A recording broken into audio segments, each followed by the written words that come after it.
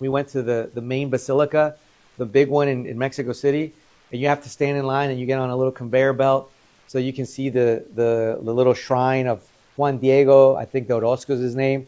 And he was carrying some flowers, some roses for someone who was sick. And when he got to the Catholic parish, he dropped the flowers and the image of the Virgen de Guadalupe, which is really Mary, was on it. And so then they hung it up on this church and people will get on a conveyor belt and pray and touch it.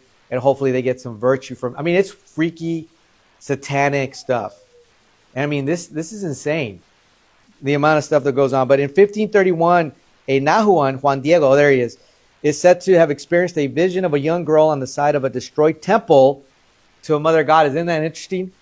The cult of the Virgin of Guadalupe was promoted by Dominican Archbishop of Mexico, Alonso de Montúfar, while Franciscans such as Bernardino de San Juan were deeply suspicious because of the possibility of confusion and idolatry.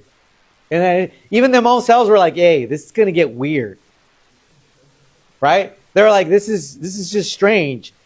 It says, the vision became embodied in a physical object, the cloak or tilma, on which the image of the Virgin appeared.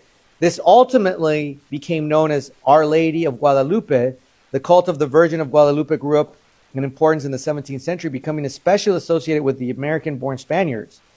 In the era of independence, she was an important symbol of liberation for the insurgents. Although the Virgin of Guadalupe is most important Marian devotion in Mexico. And what I mean by Marian devotion is just like a Mary-like image.